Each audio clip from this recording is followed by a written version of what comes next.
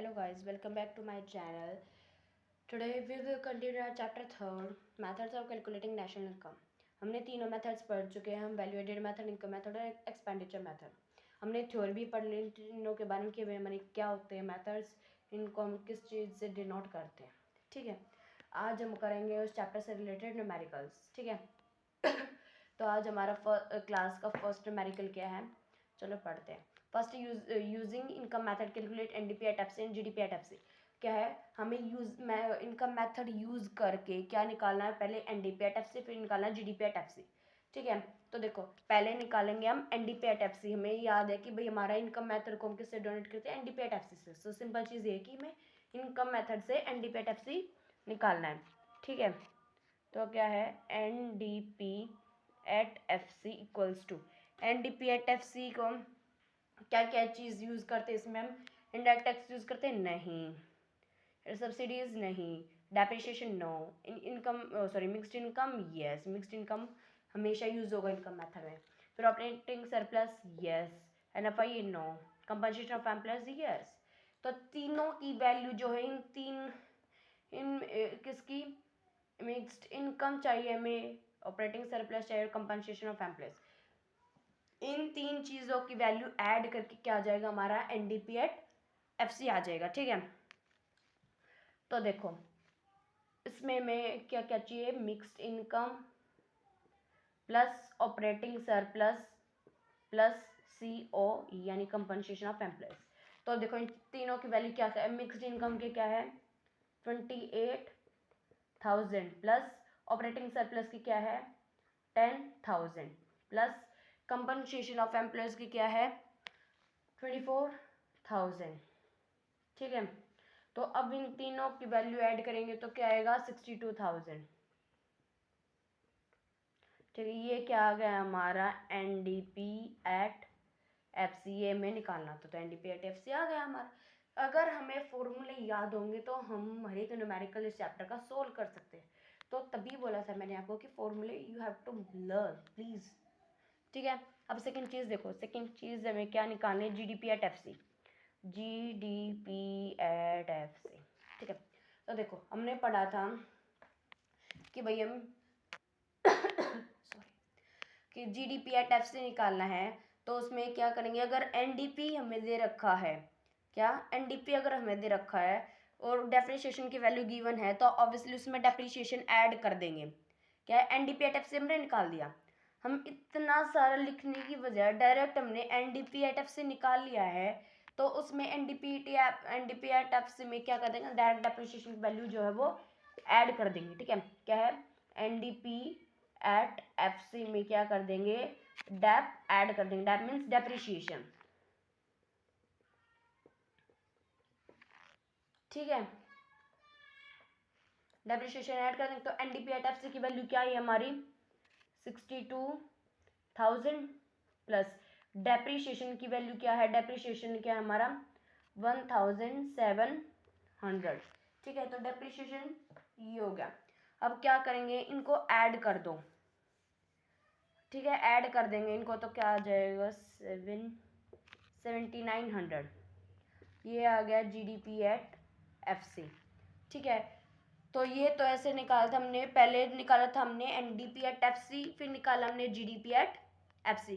तो इस क्वेश्चन को प्लीज़ नोट इट डाउन कर लो. और ये क्वेश्चंस बहुत बहुत इंपॉर्टेंट है. सभी जो क्वेश्चंस मैं आपको कराऊंगी उसकी प्रैक्टिस आप लोगों को भी करनी है. So please note it down very carefully and do practice eight your home also. और इसकी थ्योरी न्यूमेरिकल्स हर एक चीज़ आपको पता होनी चाहिए, तभी जाके हमारे जो न्यूमेरिकल्स है ये सॉर्ट आउट हो पाएंगे. ठीक है, प्लीज़ नोट इट डाउन.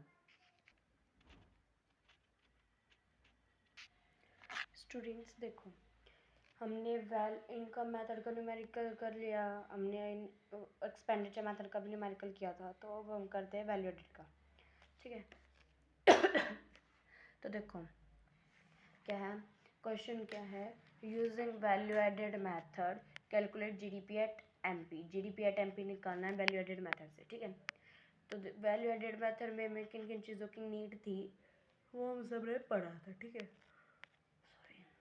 तो देखो क्या क्या हमें क्या गिवन, सब्सिडी गिवन है, हमें सेल्स गिवन है, डेप्रिसिएशन गिवन है, एक्सपोर्ट्स गिवन है, क्लोजिंग स्टॉक गिवन है, और S means opening stock given है, इंटरमीडिएट परचेज है, और इम्पोर्ट्स ऑफ रॉ मटेरियल। अब ये देखो कि भाई वैल्यू एडेड मेथड में हमें किन किन चीज़ों की नीड थी, ठीक है। तो देखो क्या निकालना है हमें, निकालना है भैया जीडीपी एट एमपी। ओके, तो जीडीपी एट एमपी निकालते वक्त हमें किन किन चीज़ों की नीड होती है, वैल्यू एडेड के थ्रू सेल्स की नीड होती है मेन, ठीक है। Closing stock, opening, change in stock, change in stock की नीड होती है। चेंज इन स्टॉक क्या होता है हमारा, closing stock minus opening stock, ये दोनों चीज़ों की हमें नीड है, यस। फिर और क्या होता है हमारा, intermediate consumption, intermediate consumption means intermediate purchases, जिसकी भी हमें गिवन है। तो और इम्पोर्ट एक्सपोर्ट के हमें गिवन नीड ही नहीं है भाई, ना डेप्रिसिएशन की ना सब्सिडीज की, ठीक है। तो देखो किन किन चीज़ों की नीड है, फर्स्ट है sales plus closing stock minus opening stock, ठीक है, प्लस इंटरमीडिएट परचेजेस, ठीक है।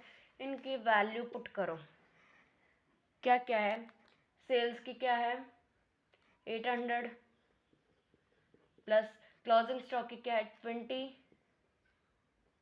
माइनस ओपनिंग स्टॉक की क्या है 50 प्लस इंटरमीडिएट परचेजेस की क्या है 500। सॉल्व करो, 800 प्लस क्या आ जाएगा -30 प्लस 500,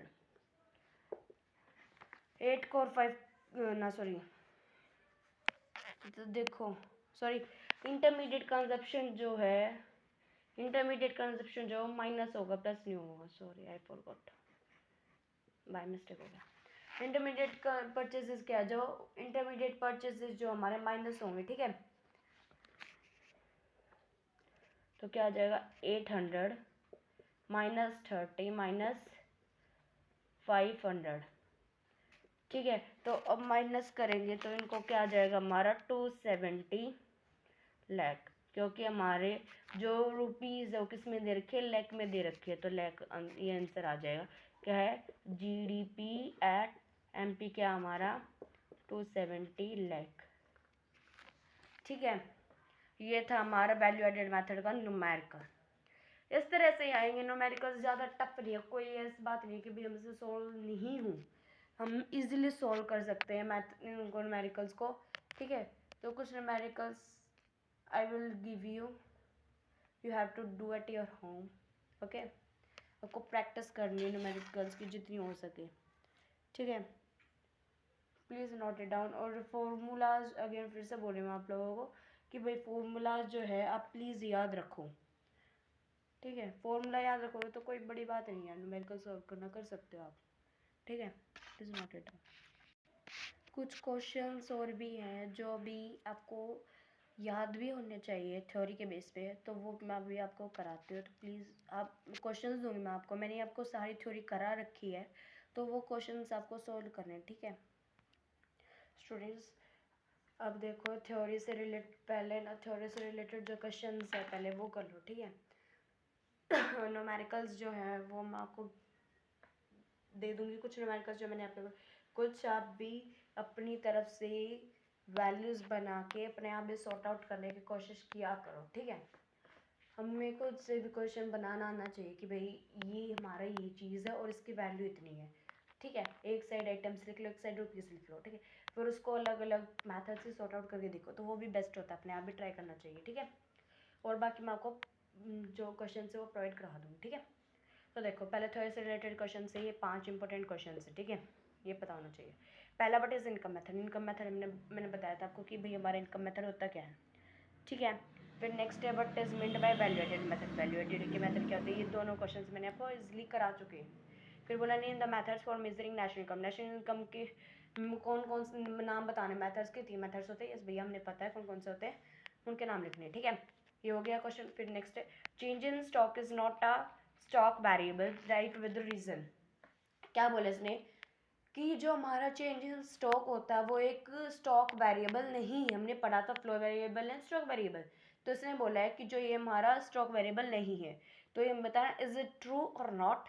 अगर ट्रू है तो भाई रीज़न क्या है, फॉल्स है तो रीज़न क्या है, वो मतलब कि रीज़न के साथ जो हमें बताना है कि भाई हमारा वो स्टॉक चेंज इन स्टॉक जो स्टॉक वेरिएबल है या नहीं।